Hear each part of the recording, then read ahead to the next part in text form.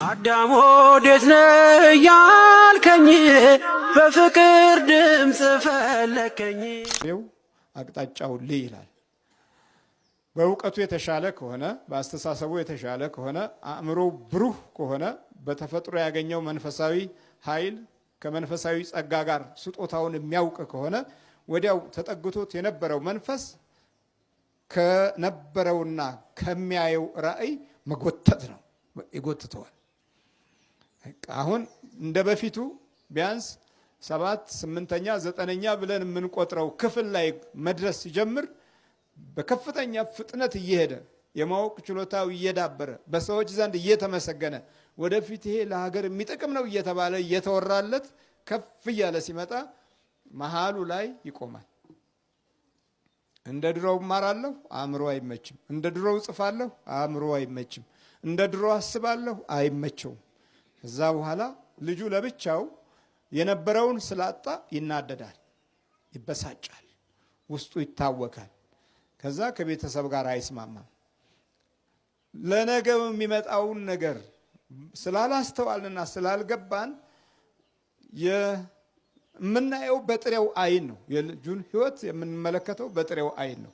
ግን በመናፍስት ተጎድቶ አሁን መልኩና ውበቱ ብቻ ነው የቀረው እንጂ ውስጡ የለም።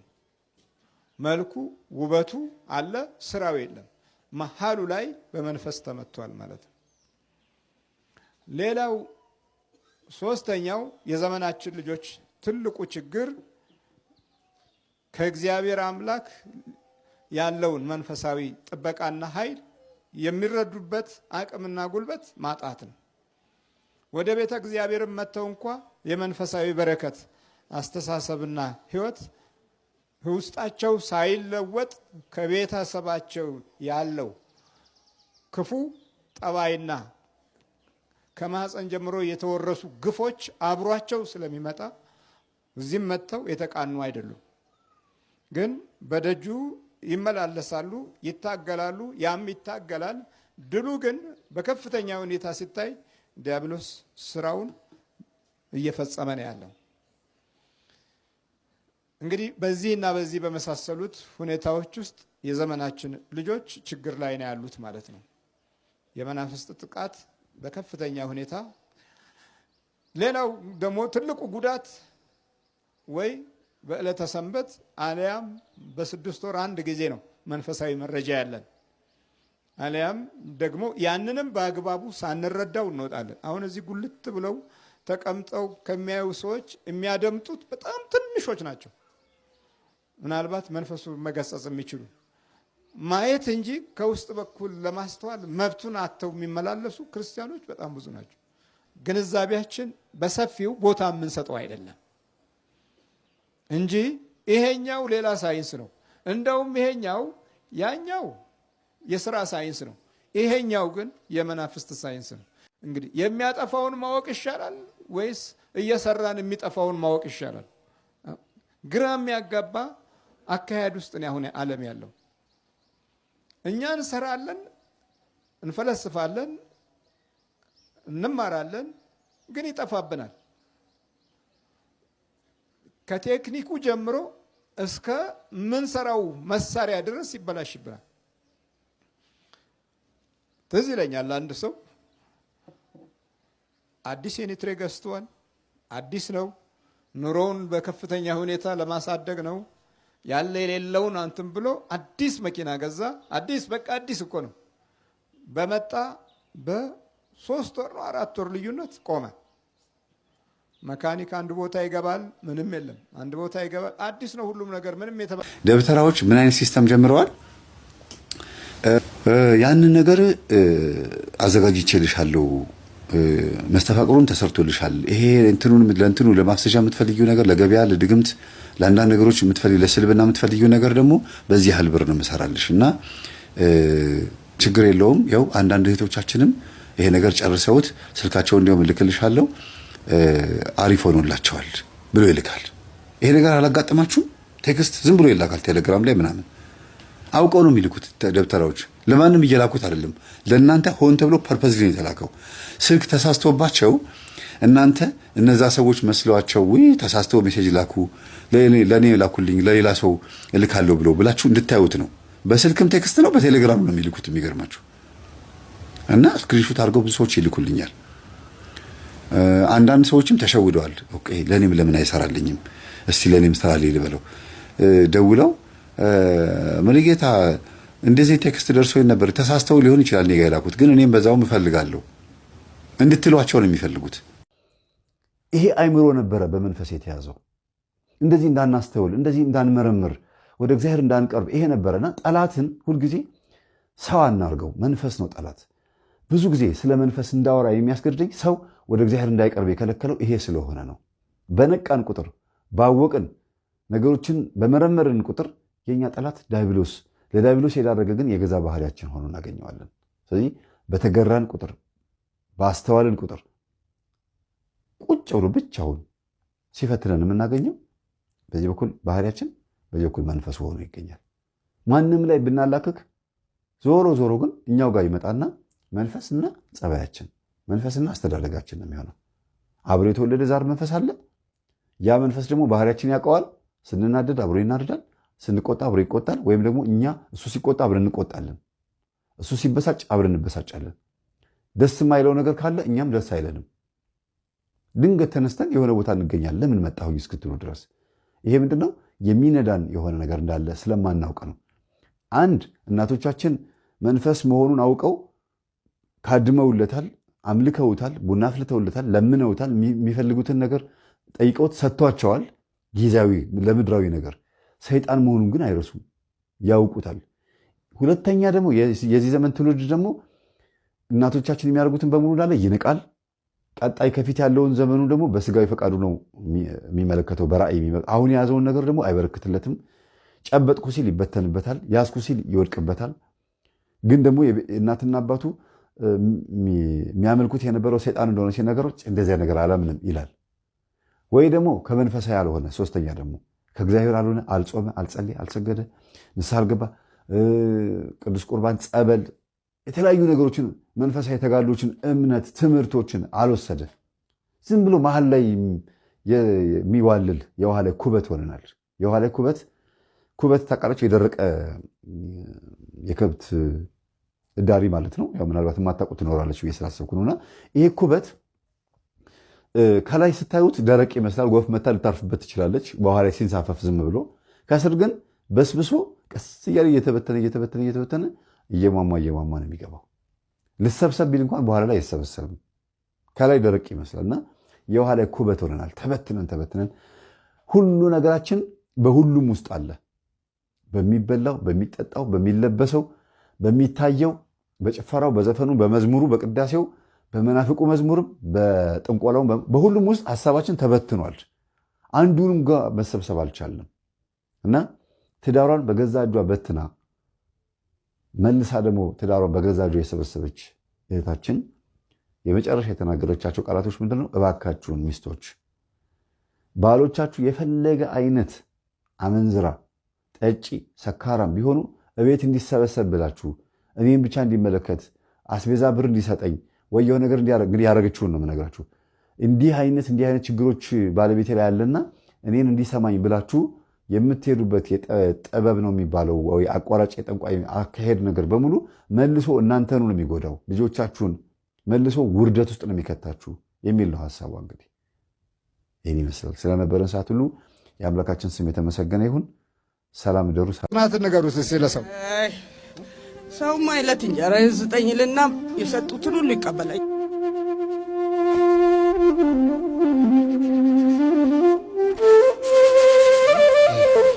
ምንድን ነው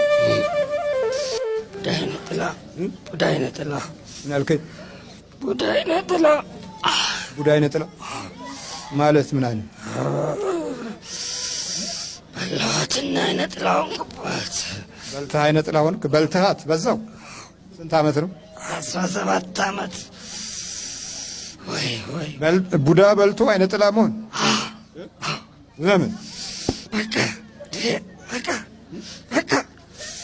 በቃ እንዴት? በቃ ህይወትን ማጨለም ነው። ህይወትን ማጨለም ህይወትን ከማጨለም ጋር ምን አገናኝ አንተ? ቡዳ አይነ ጥላ ማለት ምን? ቡዳ ለራሱ ይበላል እንጂ ህይወትን ማጨለም ምን አገባ? ተነስኩም ፈጠን በል። ለምንድን ነው ህይወት የምታጨለው? በቃ ጨለም ብላ እንድትኖር ለምንዋ ጨለም ህይወት ጨለም ማለት ጨለም ምንድን ነው? በቃ ጀመረ ብልት አድርጋት በላኋት። ዛሬ ስንት ዓመት? 17 ዓመት። እንዴት አድርገህ በላሃት? በጋብቻ ገባሁ፣ በመስተፋቅር ገባሁ፣ ጋብቼ በላኋት። ሙሉ በላኋት። ለምን ትበላለህ? በላኋት። ቤተሰብ ሆነ ቤተሰብ የምን ቤተሰብ አልከኝ? የምን ቤተሰብ የምን ቤተሰብ? እና ታዲያ ምን አረካት? ስር ሽፍንፍንፍን ድብቅ ቁጭ ብቻዋን ቁጭ ጨለማ ህይወት እንድትመራ በቃ ይሄ ነው የምፈልገው። የጨለማ ህይወት እንድትመራ። አንተ መንፈሱ ነህ ወይስ ሰውየው ላይ ያለው መንፈስ? ያለሁት ነኛ አሉ። የሱ የዘር መንፈስ ነኛ። የሱ የዘር መንፈስ።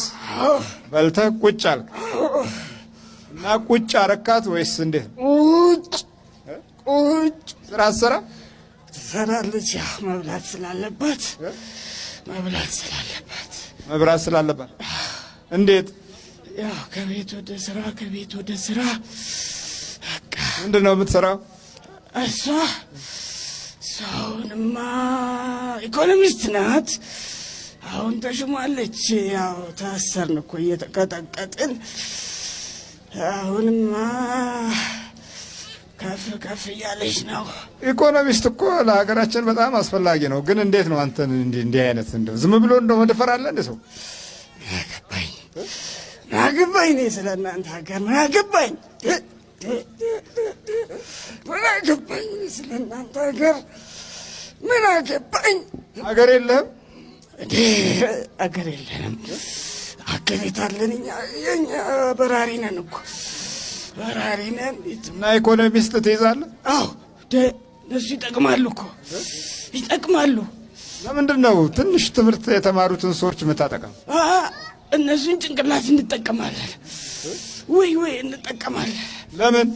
ለማጣመምም ወዳልሆነም ለመምራት ያልሆነ መልእክት ለማስተላለፍም ህዝቡን ለማሳሳትም በጣም ይጠቅሙናል። ደደብ ምን ይሰራልናል? ምን አልከኝ? ደደብ ምን ይሰራል? ምንም ለራሳቸው እንጀራ የሚፈልጉትን ሁሉ ትይዝ የለ እንዴ? ዝም ብሎ ነው። ያው ሰራዊቶቻችን ናቸው እኮ እነሱ እኮ ዝም ብለህ ሰራዊት የመንደር ሰራዊት ሳበዛና ዝም ብለህ ሰራዊት ታበዛና ትበትናለህ። የመንደር ሰራዊት ትረጫለህ። በቃ ውይ ያለቀልኝ እኮ ነው የተዋጋኝ። ኡራኤል የሚባል ነገር ነው እኮ። እኔ እኮ ሁለቱን እኮ ተዋጋኝ። ስንት ዓመት ያደፈትኩትን እኮ። እስቲ ቆይ እኔ የምልህ ቆይ የተማረውን ለመያዝ እንደው በደረጃ ንገረኝ እስቲ። የሚጠቅምህ ምንድን ነው? ጭንቅላት ነው። ጭንቅላት ማለት ስልት ይቀይሳል፣ ስትራቴጂ ያወጣል፣ ፖሊሲ ያወጣል። ስለዚህ ለእኛ በሚጠቅም መንገድ እናስኬደዋለን፣ እናማክረዋለን። እዚህ ላይ ሆነ በዚህ በኩል እናማክራለን። ከዛስ አእምሮስ ገብተን እነግራለን። ይቀበለናል። በሎጂክ ስለሚያምን ይቀበለናል። ልክ ነው ይላል። ልክ ነው የኔ ጭንቅላት ነው የሚያፈልቀው ይላል። የኔ ጭንቅላት ነው የሚያፈልቀው ይላል። ስለ መንፈስ ብዙም ግዴላቸውም። ግዴለሽነቱንም እንጠቀምበታለን። ለመንፈስ ግዴለሽ መሆኑ ይጠቅማቸዋል። ይጠቅመናል። ለማቴሪያሉ ዓለም ቅድሚያ ስለሚሰጡ ሁሉም ነገር የጥበብ ውጤት ነው ብለው ስለሚያስቡ የሳይንስ እድገት ነው የቴክኖሎጂ ውጤት ነው ስለሚሉ በዛው ልክ እኛም እንመራቸዋለን። በዛው ትመራዋል። በዛው ልክ እንሄዳለን። በምን ላይ ነው ትልቅ እናንተ በመንፈስ ደረጃ ትኩረታችሁ? የተማረውን በመያዝ ትኩረታችሁ በምን ላይ ነው? ቴክኖሎጂ ላይ እንዳተኩር እናደርጋለን። ቴክኖሎጂ በጣም እየጠቀመን ነው በአሁን ሰዓት። ለምን እንደ ወጣቱ ኢንተርኔት ላይ ተጥዶ አይደል እንደሚውለው? ተጥዶ ነው የሚውለው። በቀላሉ እንገባለን፣ ሲመሰጥ እንገባለን፣ በተመሰጠው ልክ እንገባለን። ከዛ መቆጣጠር ነው። ምን ችግር አለ? ተቆጣጥረ ምን ታደርገዋለህ? ነገዳችንን ማብዛት ነው። ትንሽ እኮ ነው የቀረን። የምን ነገድ ነው የምታበዛው? ሰው ነው? ምን ሌላ ነገድ አለ? የኛ የሲኦል ነገድ፣ የሲኦል ነገድ ምድር የኛ። ማን የሲኦልን ነገድ ማን ያውቀዋል እንዴ? ምን ማለት ነው? ዝም ብለን የምታወሩ እንዴ? ነገድ የለም እንዴ? ነገድ የለንም እንደኛ? እኔ ምን አውቃለሁ እንዴ? የመላእክት ነገድ የለም እንዴ? እኛ የለንም እንዴ ነገድ? እኔ ምን አውቃለሁ? እኛ መዋቅር የለንም እንዴ? መዋቅር አለን እኮ። ምን አይነት መዋቅር? በእናንተው ልክ ትይዩ። እዚህ እናንተስ እኛም እዚህ እኩል ነው የምንወርደው፣ እኩል ነው መዋቅሩ። እንዴት ማለት አልገባኝም። በየደረጃው ቶሎ ንገረኝ። በየደረጃው ምን መዋቅር አለ አንተ? በቃ ከመላእክት እንደዚህ ቅዱሳን ሰማዕታት እንደምትለው የእኛም በሱ ልክ ሚካኤል ካለ የእኛ ሌላ አለ ካለ እዚህ ካለ እዚህ ካለ እዚህ እኩል። አንተ ለምሳሌ የተማረውን ብቻ ለመያዝ ነው ምርጫ ወይስ ወደ ታች ወርደት ይዛል? ሰራዊቴን እልካለሁ እንዳስፈላጊነቱ ስራ እንዲሰሩልኝ ስፈልግ፣ ጥፋት ስፈልግ፣ መላክ ስፈልግ አበዛለሁ፣ ምንጣጣለሁ እንጂ አንተ አትወርደም እኮ ነው። ከበረሃ መጥራት ከምን መጥራት፣ ከዚህ ላይ ደግሞ የሚተባበሩን አሉ የሚጠሩልን ምንም እኮ እኛ ሳለፋ ያስገባሉ እዚህ። እኔ በሩን ከፍቼ ጠብቀዋለሁ። መተት፣ ድግምት፣ ሰላቢ፣ ሟርት እያሉ ሲጠሩ ግብት። ስለዚህ ብዙ አትደክሙም? አንደክምም። ድሮ ነበር፣ አሁን ምንም ተቀላቅሏል። ከኛ ጋር ሰው ተጠቃሚው በዝቷል። የምኑ? የኛ አገልግሎት ፈላጊው ስለበዛ ዘና ብለን ቁጭ ነው። ትእዛዛችን ከፍ ማድረግ ነው አይደል? ነው ወደዚህ ጋር ከፍ። ስንት ዓመት ዩኒቨርሲቲ ተማሪ ነች? ኢኮኖሚስት የሚሆነው በስንት ዓመት ነው? 6 ዓመት። ኢኮኖሚክሱ ውጭ አውሮፓ ነው የተማረችው። የት ነበረች? ቡልጋሪያ የሚባል ሀገር። ቡልጋሪያ? ታዲያ ለዚች ሀገር የምትጠቅም ነች እንግዲህ በመሰረቱ። በደምብ ቤስት ነበረች። እኛም እሱና ምንፈልገው ቤስት ነበረች። ደግሞ እኮ በጣም ምርጥ ተመራቂ። እኛ ደግሞ በዛ እንኮራለን፣ እንጠብቃለን። ወደ ሌላ ወደ እናንተ እንዳትሄድ። መጨረሻ ላይ እዚህ ቤተ ክርስቲያን ቢጤ ስትል እኛም እናጠምቃለን፣ ገበዱን እናጠምቃለን። ግን ተሸነፍን። ወደዚህ ተመራች፣ ጀመረች ፕሮግራም እንጂ። ወይ እኔ የምለው በተዋረድ እንደው የተማረውን በመያዝ ደረጃ እንዲነቃባችሁና እንዳይነቃባችሁ የምትጠቀሙበት ዘዴ አለ? አዎ መመሳሰል እኮ ነው። በምን ይለያል? አሁን እኮ ጸሎት ስለተያዘ ነው። ቀጥቅጡ አናዙት ምናምን ብለህ መመሪያ ሰጠ፣ ጸሎት ስርዓት አወጀህ እንጂ ማን ያውቀናል? ማን ያውቀናል? ቆይ ባህሪ መስለናል እንደምንኖረው። አንድ ቋንቋ ሲማሩ እንማራለን።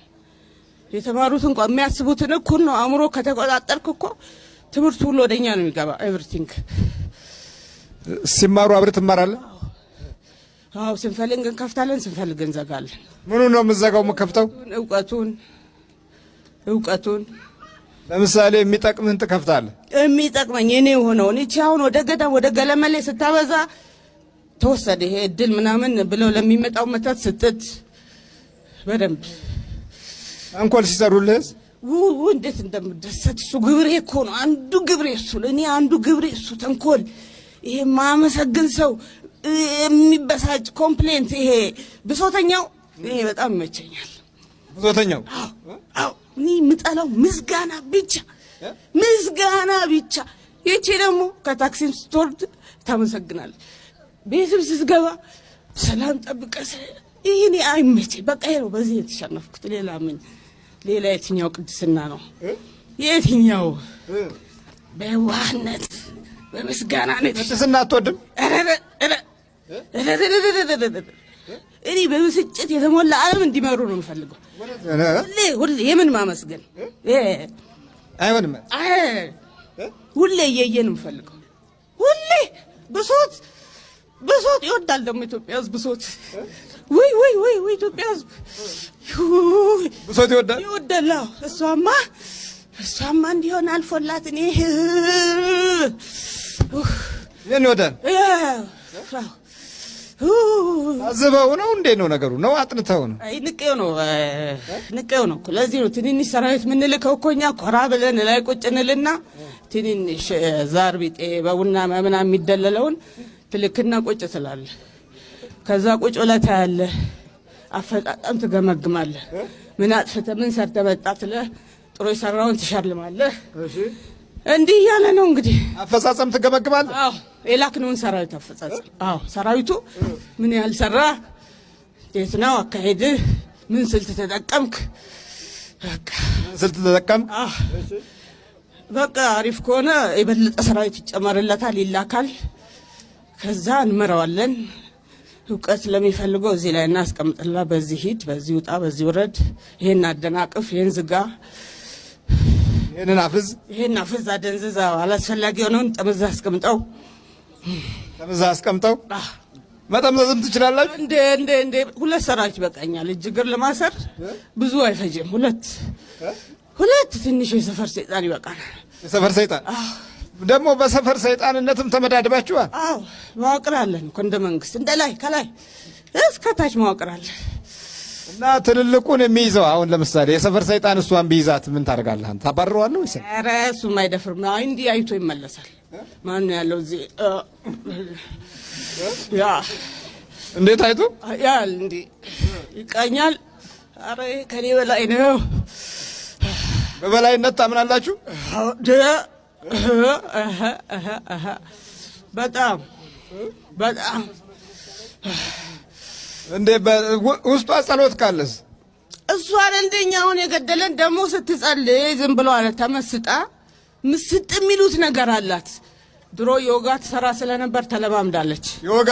አዎ ዮጋም ትሰራ ነበር እንዴ?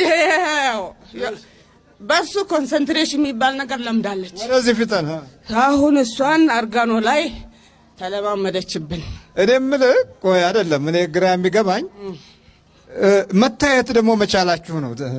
አሁን አንተን ይሄ ትንሹ የቡዳው ትልልቅ እስኩሱ ምናምን ቢያይህ ዞር በል ነው የምትለው ወይስ ቦታ ፈልግ ነው የምትለው? ያል ደረጃ እንተዋወቃለን እኮ 10 አለቃ 100 አለቃ የሚባል የለም። ማዕረግ አይቶ አቅም እንዴ ያቃል። አበሻ ሰው ነው የማይገባ። እኛ በጣም ፋስት ነን፣ ይገባናል። በደንብ ያውቃል። መጀመሪያው ነው ካየ በኋላ ያውቃል ደረጃውን። ያው ግባ ተብሎ እንኳን እንዲነካ ያደርግና ተመልሶ ይሄዳል። እኔ ኧረ የተላከው ራሱ ኧረ እዚህ ጋር ሌላ ኃይል ነው ያስፈልገው በእኔ አልችልም ብሎ ይመለሳል። ላቆ ይሄዳል። የሚገርም ነው። አዎ ግን እኔ የምልህ እንደው የተማረ ለዚች ሀገር በጣም ጠቃሚ ነው። እናንተ ትልቅ ትኩረት የምትሰጡት መማሩ ላይ ነው ማወቁ ላይ ነው ወይስ ስልጣን መያዙ ላይ ነው? ስልጣን መያዝ መጀመሪያ፣ አስፈጻሚን ታስቀምጣለህ፣ የራስን ሰው ትመለምላለህ፣ ከዛ ጉዳይን ታስፈጽማለህ። በቃ ምን ጣጣለው? ቦታ ነው የምትሰጡት? ቦታ እንሰጣለን። የኛን በእኛ መዋቅር አበሻ ሳይገባው ዝም ብሎ በዚህ በኩል ተማረ ከሆነ ሰይጣን አይዘውም ብሎ የሚገምቱ ሰዎች አሉ። ለዚህ ምን መልስ አለ? በጣም ይመቸናል የተማረ ሰው በጣም እንደውም ማህይሙ አንዳንዴ ይሰግዳል፣ ይንበረከካል። አቅም ስለሌለው በራሱ ስለማይተማመን ፊቱን ወደ እናንተ ወደዚህ ወደ ቤተ ክርስቲያን ይመልሳል። ያልተማረውም እንደውም ይሻላል። እሺ ይሄ እኮ ከሱ እውቀት አንድ ከፍ ብለህ ብቻ አንድ ነገር አስጨብጠው ትንሽ ከሚያውቀው በላይ ከፍ አድርገህ በዚህ በኩል ለቀቅ ስታደርግ ወደ ይቀበላል። ከዛ በኋላ ትመራዋለህ፣ የምትፈልገውን ታሳካለህ። የሀገራችን ሕዝብ ምን እንደሚል ታውቃለህ? የተማረ ይግደለኝ ይላል። ድሮ ሞቷል፣ ዝም ብሎ ነው። ድሮም የሞተ ሕዝብ ነው። የትኛው? አይ የተማረ ግደለኝ ሲል ብዙ ይራራል ማለት እኮ ነው። እንደውም አስተካክሎ ነው የሚመታው በጥበብ በተሞላ። አረ የተማረ እንደውም ጨካኝ ነው። እኛ ካለንበት በጣም አደገኛ ውሳኔ ነው የሚወስነው የተማረው። ግን አንተ እኔ እኮ የሚገርመው ነገር ሰው በዚች ምድር ላይ ሲኖር ተምሮም ከተያዘ ድሃም ሆኖ ከተያዘ ምንድነው ጥቅሙ? ጥቅሙ ማለኛ ሰራዊት መሆን እኮ ምንም ሌላ እኮ ነገር የለም። እኛም እሱም ዘላለም እናንተ ዘላለም የምትመኙት እኛም የኛን መንግስት ማስፋት እኮ ነው። አለንጋውም ይኸውና ይሄ አለንጋው ያው ዛሩ ሲረጋገጥ የተቆለ ይሄ ማን ነው? የማን ነው ይሄኛው? ምን ነው ይሄ ማን ነው? የማን ነው ይሄኛው?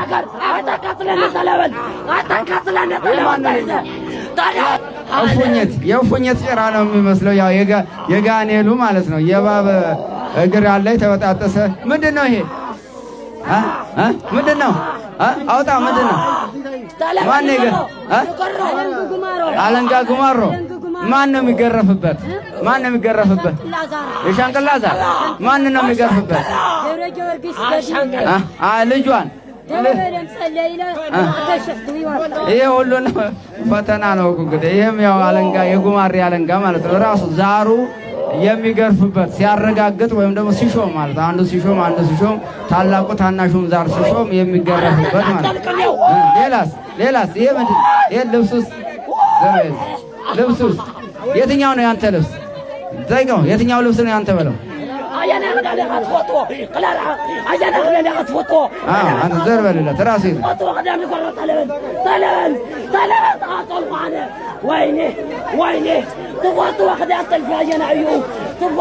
ዘር በል ወደዛ ተጋበል።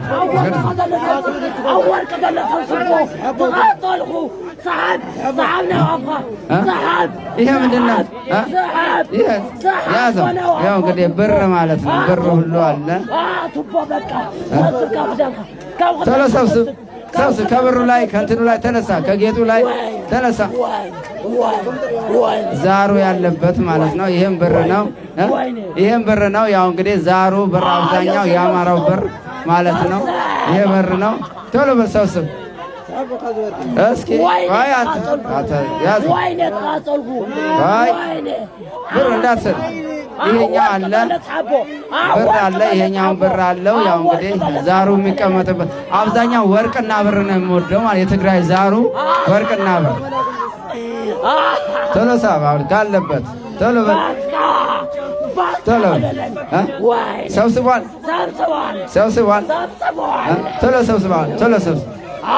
ቶሎ ሰብስብ። ከብሩ ላይ እንዳትቀመጥ፣ ልብሱ ላይ ብሩ ላይ እንዳትቀመጥ። ቶሎ በል ይሄ ምንድነው? አዳም ወዴት ነህ ያልከኝ በፍቅር ድምፅ ፈለከኝ። አልብሰኛል ነጩን ልብስ እወድሃለሁ ኢየሱስ፣ አከብረሃለሁ ክርስቶስ።